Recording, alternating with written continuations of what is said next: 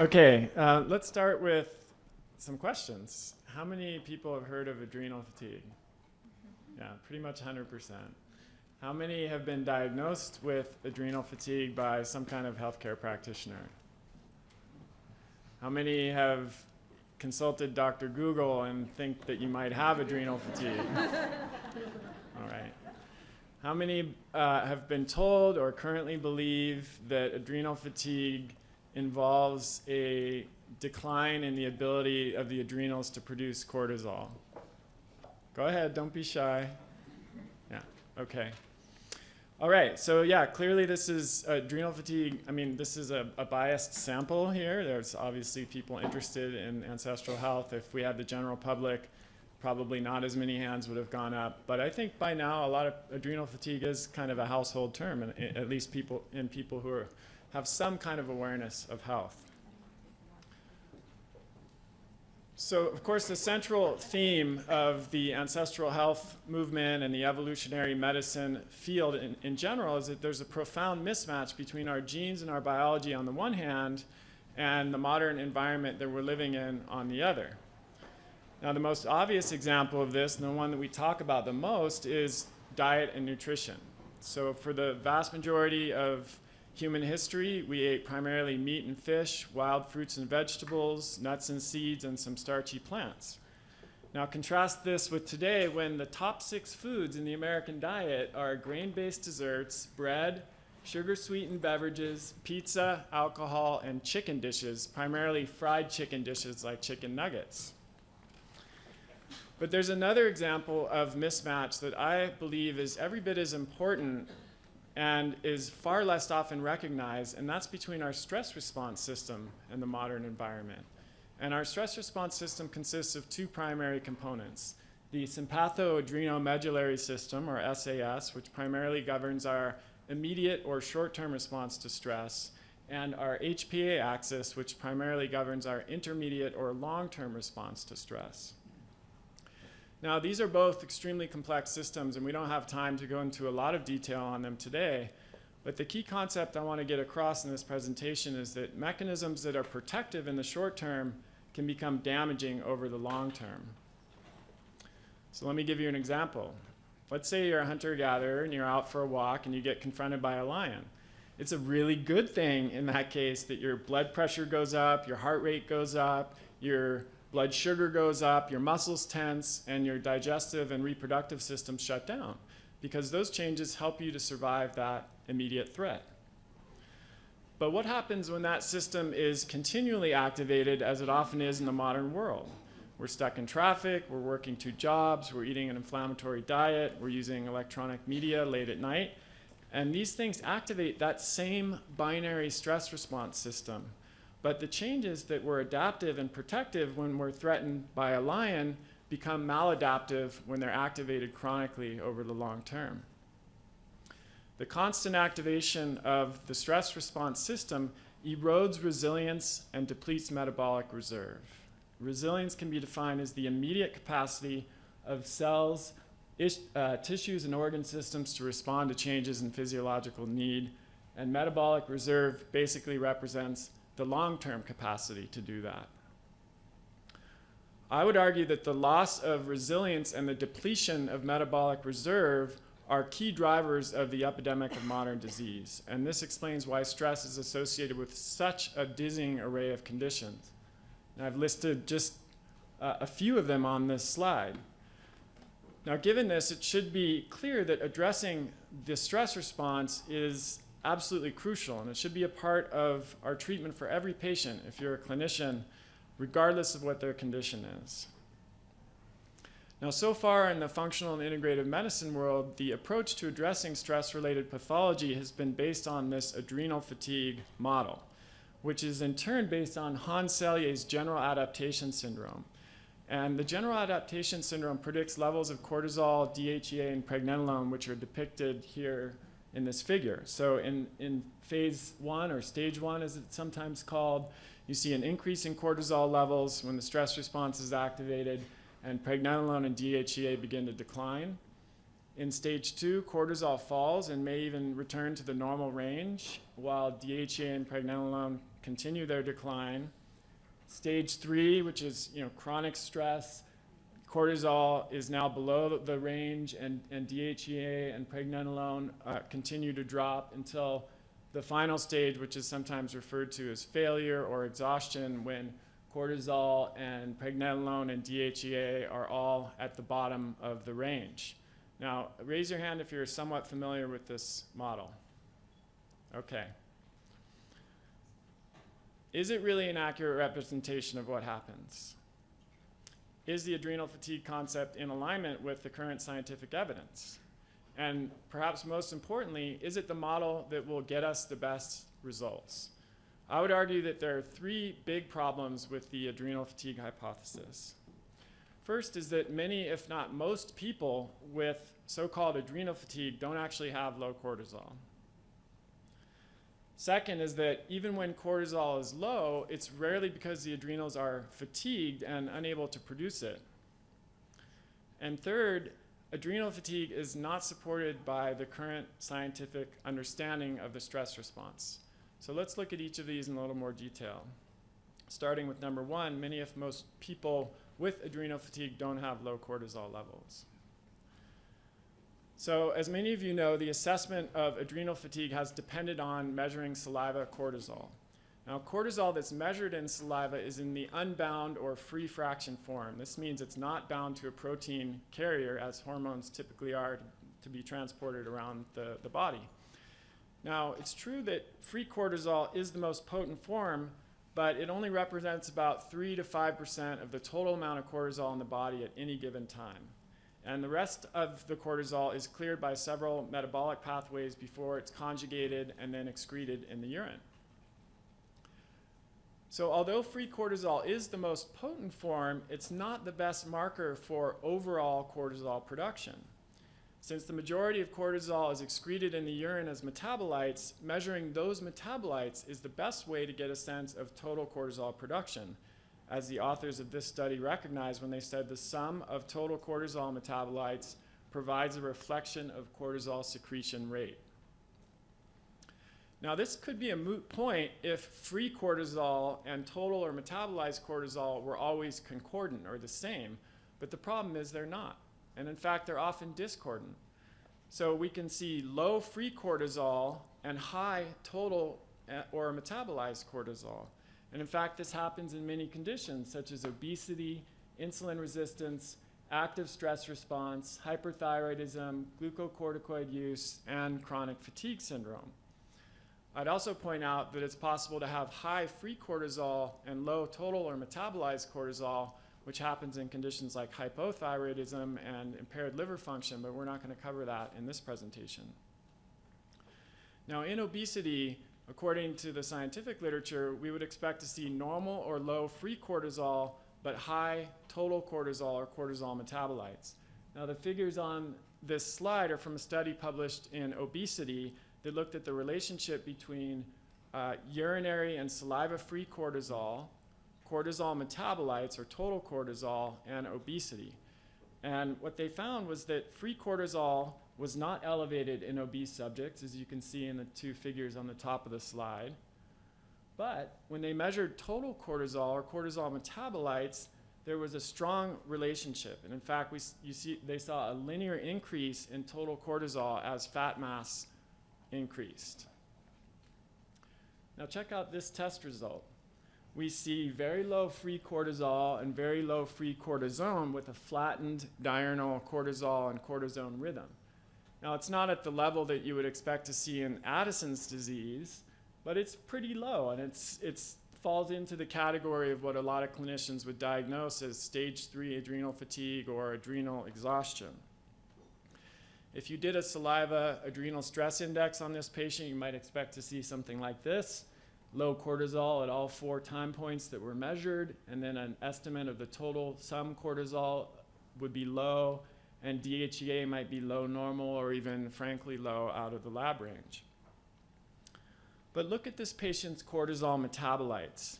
They're almost 9,000, which is over 2 times the upper end of the range. And his DHEA was 5,282, which is also over 2 times the upper end of the range. Now, this patient was 420 pounds with significant insulin and leptin resistance. So what we're looking at here is not adrenal fatigue, it's obesity. Now, what about chronic fatigue syndrome? At first glance, some studies do appear to support the idea that chronic fatigue syndrome patients have low cortisol. For example, this paper found that average cortisol and cortisone concentrations were significantly lower in patients than in controls across the whole day. But that study only measured free cortisol. The same authors later did another study where they measured both free cortisol and free cortisone, and then urinary cortisol metabolites, which again is a better representation of total cortisol production in chronic fatigue syndrome patients and controls. And again, as you can see, they found that free cortisol and free cortisone were indeed lower in chronic fatigue syndrome patients than they were in controls. But when they measured the cortisol metabolites, they were the same. There was no difference. Now, lest you think this is uncommon, according to unpublished data from Precision Analytical, which is the lab that did the test that I showed you a few slides back, looking at 2,000 test subjects, of those who had low urine-free cortisol, only 15% had high total cortisol. The other only 15% had low total cortisol. The other 85% had either high normal, or low normal total cortisol. So put this a different way, people with low free cortisol are actually more likely to have either normal or high total cortisol production. Another reason that low cortisol is overdiagnosed is that saliva testing often returns falsely low free cortisol values, especially in the morning, at least the way that saliva testing is typically done now, and I'll explain this on the next few slides. So a few hours before we wake up, normal HPA activities lead to an increase in cortisol levels. Then about 30 to 45 minutes after waking, light activation of the suprachiasmatic nucleus leads to a dramatic increase in cortisol secretion. And this is referred to as the cortisol awakening response, or the CAR.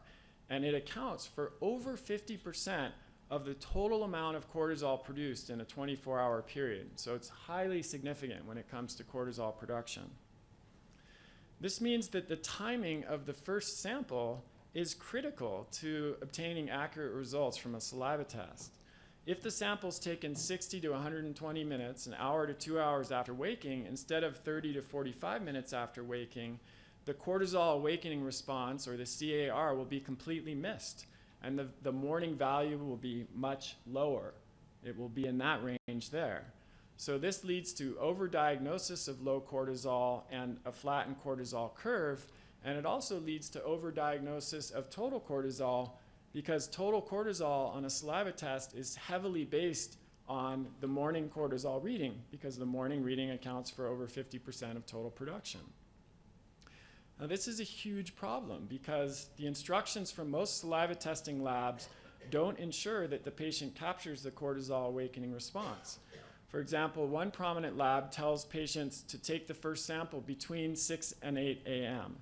So in the example on this slide, let's say that the patient wakes up at 6:30 and takes the sample 30 minutes after at 7 a.m. They'll have a value of about 24 nanomoles per liter. But let's say they follow the lab instructions, which are just to take it anywhere between 6 and 8 a.m., and they take the sample 90 minutes after they wake up at 8 a.m. Well, their value would then be 14 nanomoles per liter. And that's easily the difference between a normal saliva cortisol value and a low value. The last reason that low cortisol is overdiagnosed comes down to differences in the laboratory reference ranges. So the table on this slide shows an 8 a.m. cortisol value from two different labs on the same day from the same patient. And as you can see, the values are pretty close. So lab number 1, which was the conventional lab, was 0.141. And lab number 2, which was the functional lab, was 0.221. However, check out the difference in the lower limit of the lab range. we had 0.025 from lab number 1 and 0.472 from lab number 2. That's nearly a 20-fold difference. And while it's true that conventional ranges are often too broad, I've never seen any peer-reviewed evidence suggesting a 20-fold difference in the lower end of the lab range for saliva cortisol. I suspect that the functional lab, number 2 here, has been influenced by the adrenal fatigue concept, perhaps even by clinicians that embrace this concept have been invited to upwardly revise the lower end of the cortisol lab range in order to catch more patients with adrenal fatigue. Let's move on to number 2. Even when cortisol is low, it's rarely because the adrenals are fatigued. The control mechanisms for cortisol reside primarily in the brain and central nervous system, not in the adrenal glands. This is really important to understand. The HPA axis governs the adrenal production of cortisol through circadian and stress signals in the brain and negative feedback inhibition. But while the production of cortisol by the adrenal glands is important, it's only the tip of the iceberg when it comes to cortisol bioavailability. Because cortisol is such a potent hormone, the body has multiple redundant mechanisms for controlling its availability at the local tissue level. And that turns out to be the most important factor that determines how stress influences our health and contributes to disease. Dr. Lena Edwards reviewed mechanisms that can lead to low cortisol in a paper she published in the journal Integrative Medicine. And I've summarized them on this slide. We're going to talk about them a little bit more on the slides to follow. They include developmental patterns, corticotropin releasing hormone, receptor downregulation, impaired cortisol signaling, decreased cortisol bioavailability, adaptive or maladaptive response, and enhanced sensitivity to negative feedback. So let's start with developmental. Research has shown that our HPA axis can actually be permanently programmed by early life events. And so, for example, stress that we encounter early in life leads to an initial period of HPA axis hyperactivity and heightened cortisol secretion. But this is then followed by a downregulation of the HPA axis and reduced cortisol production. And the speculation is that this is a maladaptive response. The body is trying to protect itself from the effects of excess cortisol production, but in doing so, it overcompensates and leads to a decreased ability to produce cortisol. Downregulation of the HPA axis is the mechanism that leads to that. So if we have prolonged exposure to stress, we will see a decrease in corticotropin releasing hormone sensitivity, receptor sensitivity. And again, this is one way the body tries to protect itself from the effects of chronically elevated cortisol.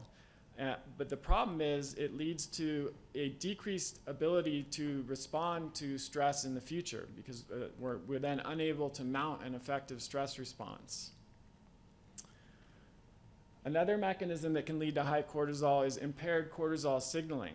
So chronically high cortisol levels can lead to cortisol resistance in a similar way that chronically high insulin levels leads to insulin resistance. And this can be caused by a decrease in cortisol receptor sensitivity and or a decrease in cortisol receptor expression. Another mechanism is decreased cortisol bioavailability at the tissue level. And there are several causes for this. One is increased levels of cortisol binding globulin, which is the protein that carries cortisol through the body, the primary one at least. The second is an increase in the conversion of cortisol, which is the active form of the hormone, into cortisone, which is the less active form. And the body does that, again, in an attempt to protect itself from the effects of excess cortisol. And then the third mechanism is the activation of the multi-drug resistant pump, which pumps cortisol out of the cell where it can't be used. Another mechanism that can contribute to low cortisol is an adaptive response to promote a more rigorous reaction to infection or inflammation. So as many of you know, cortisol is a very potent anti-inflammatory substance. And during acute illness or inflammation, cortisol is secreted in order to suppress immune hyperreactivity and to prevent tissue destruction. But in people with chronic inflammation or chronic infection, the body may decrease cortisol production and signaling in an attempt to deal with that chronic inflammatory process or chronic inflammation.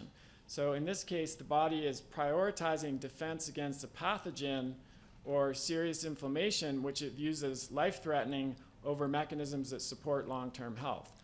So our bodies are constantly making these choices, and sometimes it's not possible to make a choice that protects from an acute injury and chronic disease at the same time. And from an evolutionary perspective, the body will always choose to prioritize something that it views as life-threatening. Finally, increased sensitivity to negative HPA axis feedback is another mechanism that can keep cortisol levels low. And studies have shown, for example, that patients with chronic fatigue syndrome taking steroid drugs experience greater suppression of cortisol production when compared to controls. It's not clear whether this is cause or effect, but it's at least plausible that it's a cause, because other conditions like PTSD, sexual abuse, and chronic pelvic pain are associated with increased sensitivity to negative feedback of the HPA axis. And this suggests that stress may be a common cause with all of these conditions. Let's move on to number 3. Adrenal fatigue is not supported by current scientific understanding of the stress response. So if we want to maintain credibility and increase the acceptance of evolutionary medicine and ancestral health and functional medicine, we need to align our diagnostic and therapeutic methods with the scientific evidence base as much as possible. Now, the term adrenal fatigue is virtually absent from the scientific literature. So last time I checked, there were a whopping 10 results in PubMed, and they weren't exactly the highest quality results. The Endocrine Society publishes a fact sheet and downloadable PDF about adrenal fatigue. So, patients and people search for this kind of thing, and they claim that adrenal fatigue is not a real medical condition. And they also claim that there are no scientific facts to support the theory that long-term mental, emotional, or physical stress drains the adrenal glands and causes many common symptoms. Now, I think this is poorly worded. I don't think they meant to say that there's no evidence that stress causes many common symptoms, because that's just absurd. There's a ton of evidence to support that.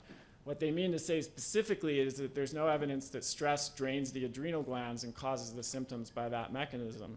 And I would definitely agree with that, and I think the research supports that view. On the other hand, there are literally thousands of studies that document the effects of stress on our physiology via dysregulation of the SAS and the HPA axis. In fact, there were 18,320 of those studies the last time I checked.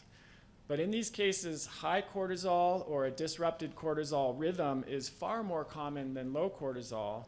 And even if cortisol is low, it's because of a brain or central nervous system or tissue-specific regulatory mechanism, not because the adrenals are fatigued and unable to produce it.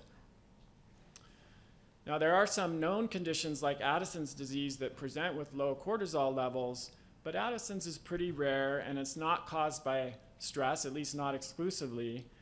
And the levels of cortisol that are observed in Addison's disease are orders of magnitude lower than those observed in so-called adrenal fatigue. So if it's not adrenal fatigue, what is it?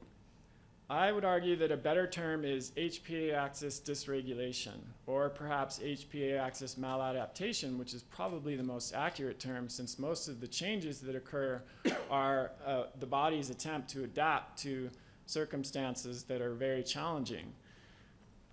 Another option would be just to name the specific dysfunction that is identified. So for example, if we do testing and we find that the patient has high cortisol, we call it hypercortisolism. If they have low cortisol, we call it hypocortisolism. And if they have a disrupted diurnal rhythm of cortisol production, we would say they have a disrupted diurnal rhythm. Now, of course, these terms are not quite as catchy as adrenal fatigue, or as easy to say, or as easy to understand, but I think it's important to be accurate. So why does this matter so much? Number one, it brings us into alignment with the current evidence base and allows us to leverage the vast amount of scientific research connecting stress and the HPA axis and disease outcomes. Second, having a more accurate framework helps clinicians and patients to better understand what's happening. And this in turn allows us to address the vast number of underlying causes of HPA axis dysfunction instead of myopically focusing on low cortisol. After all, we don't have that many tools to raise cortisol even if it is low. And as we've seen, very often, even when free cortisol is low, total cortisol is high, and that's not the right approach. Number three, it leads to better treatment outcomes and may prevent harm. So if we see low cortisol on a saliva test and we give patients something to raise cortisol levels, that could actually make them worse if they have normal or high total cortisol. The term adrenal fatigue served a purpose when we lacked a more sophisticated understanding of the relationship between the HPA axis and the SAS and stress-related pathology. And there's no doubt that interventions that have been prescribed and are currently being prescribed under the adrenal fatigue umbrella have helped people. But as our knowledge has progressed, I think these oversimplified explanations have become an impediment. An analogy would be good and bad cholesterol. This was a simple heuristic that was created to raise awareness in the public about the roles of these lipoproteins and the connection between diet and heart health. But as the research has progressed, we now know that LDL and HDL play really complex roles, and just referring to them as good and bad is an oversimplification that doesn't serve patients or clinicians. I would argue that it's time to lay the adrenal fatigue concept to rest. As Max Planck famously said, science progresses one funeral at a time.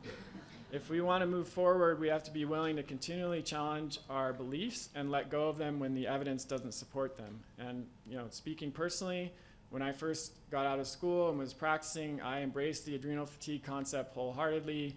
I was doing saliva adrenal testing and relying on that exclusively.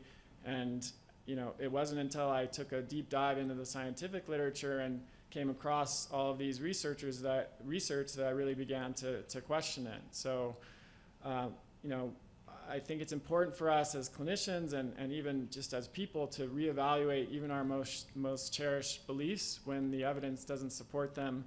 And I hope I've shown that to be the case here with adrenal fatigue. If you're a clinician and you're interested in this kind of evidence-based approach to functional medicine, check out the Kresser Institute. I launched it last year to provide training for healthcare practitioners in both functional and evolutionary medicine.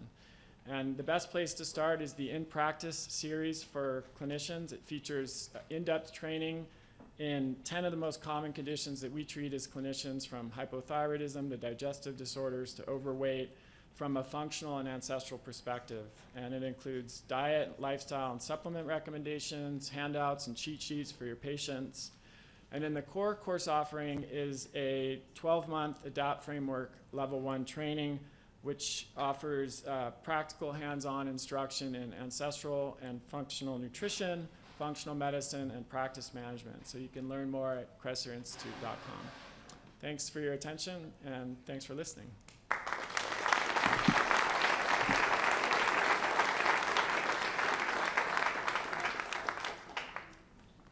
We have 10 minutes for questions. Yes? There have been new recommendations issued as far as testing, saying that, well, we're moving away from the salivary 4-point cortisol ASI mode of testing to the Dutch testing. What do you think are the implications of the Dutch testing for providing better accuracy of the free cortisol versus the total cortisol? Do you think that's a silver bullet for fixing the problems in detecting it? Yeah, so the question is about the type of testing that's best to identify HPA axis dysregulation if we're not going to rely entirely on saliva adrenal testing. That could probably take the entire 10 minutes to answer, so I'm going to summarize and say that, first of all, saliva testing is still valid. It's just how we do the saliva testing that's important. So you could see in the presentation that just providing accurate instructions to the patient on when to take the first sample could be, make a huge difference. Also, the cortisol awakening response, which I mentioned several times in the presentation, there's more research connecting that with disease outcomes than any other type of testing. And so, but unfortunately, no lab currently, for commercial lab at least, offers a cortisol awakening response. There's a way to use the 4-point saliva adrenal testing to hack your own cortisol awakening response, but it's it's beyond what I can explain how to do now.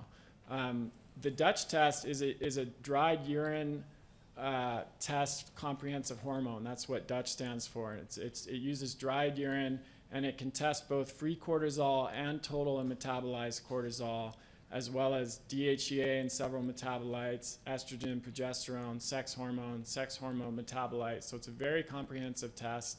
And I do think that the Dutch test, combined with perhaps the saliva cortisol awakening response test, is the best current methodology that we have available to us for assessing HPA axis function. There's someone right here. I was just going to say, come up to the mic if you have questions. Form a line right here so they can hear on the video. Thanks. Morning.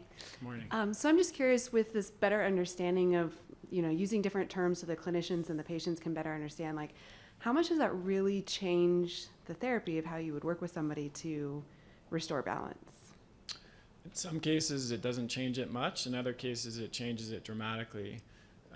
There are two primary ways that it changes. First, when patients understand that this entity called HPA axis dysregulation involves things like blood sugar. What we didn't cover is what the triggers of HPA axis dysregulation are.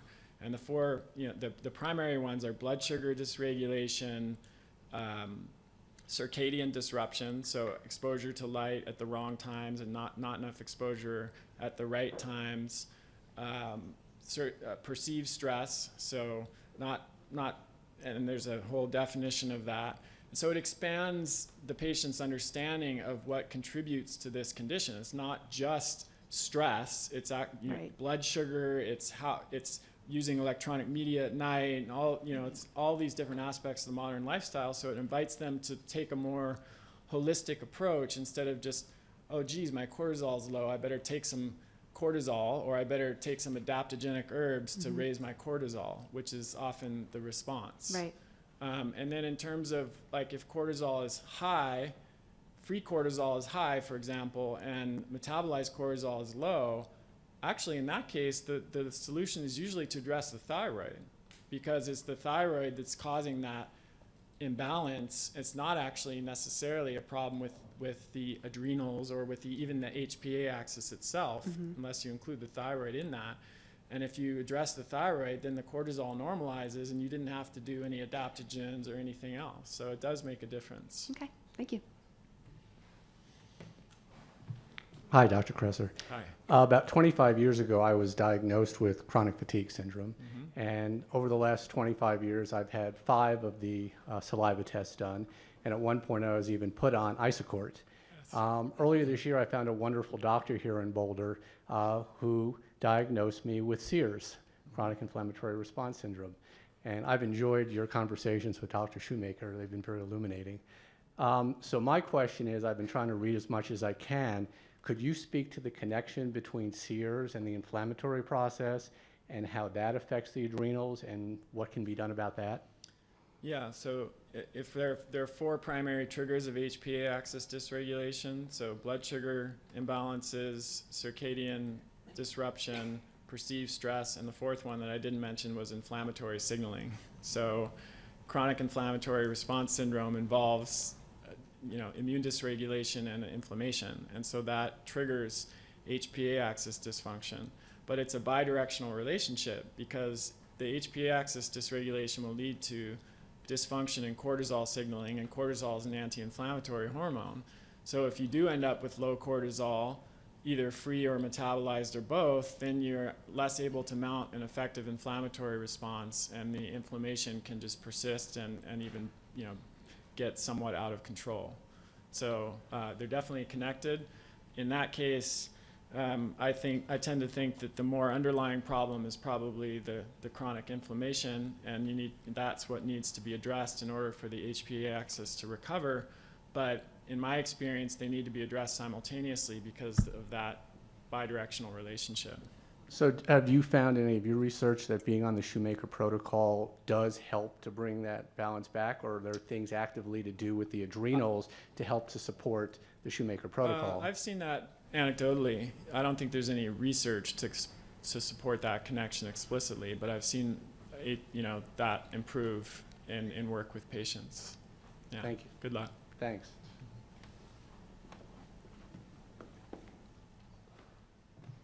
Hey. Hi. I totally agree with getting rid of the adrenal fatigue. I think it's not a useful concept, but I'd like to defend Selye and ask, do you think the problem occurred when people applied his work where he was like killing rats with like extreme, like doing terrible things to them and letting them recover slightly and then doing terrible things until they die in a few days, to compare that to like road rage or bad diet? Yeah. Like this is more like putting a person in a ice bath and like Yeah. leaving them there until they die. Their Yeah. cortisol will probably be really low Yeah. right before they die. Yeah.